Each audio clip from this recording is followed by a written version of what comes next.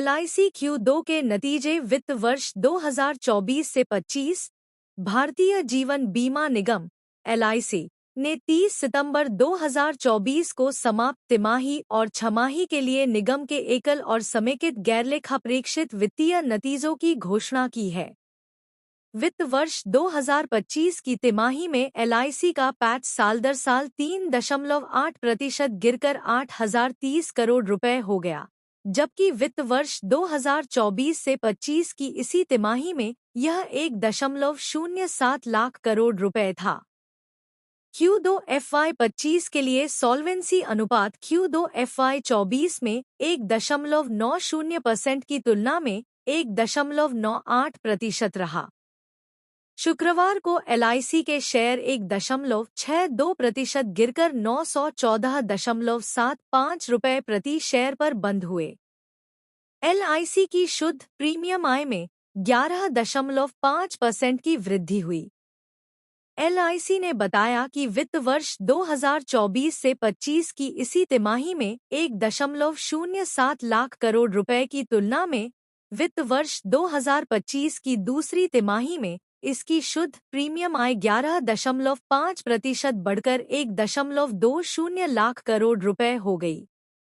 वित्त वर्ष 2025 की दूसरी तिमाही के लिए सॉल्वेंसी अनुपात 1.98% रहा, जबकि वित्त वर्ष 2024 की दूसरी तिमाही में यह 1.90% था।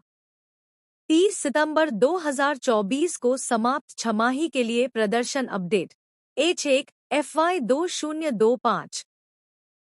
कुल बाजार हिस्सेदारी H1 FY 25 के लिए 61.07% से बढ़कर H1 FY 24 के लिए 58.50% हो गई। कुल प्रीमियम आय 13.56% बढ़कर 2,33,671 करोड़ रुपए हो गई। नई व्यवसाय प्रीमियम आय व्यक्तिगत 17.29% बढ़कर रु. 29,538 करोड़ रुपए। समग्र APE 23.86% बढ़कर 28,025 करोड़ रुपए हो गया।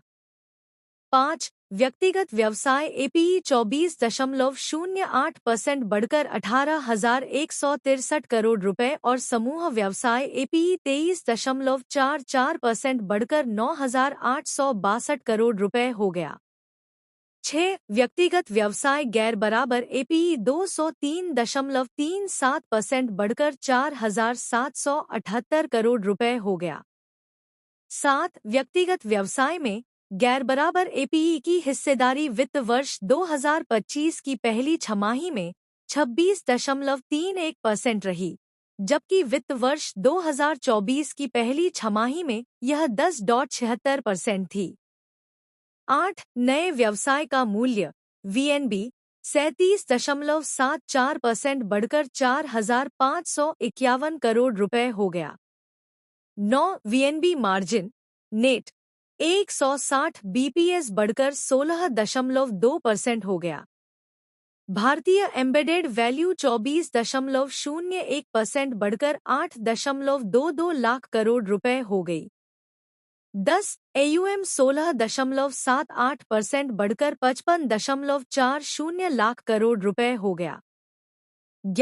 सॉल्वेंसी अनुपात 1.90 से बढ़कर 1.98 हो गया।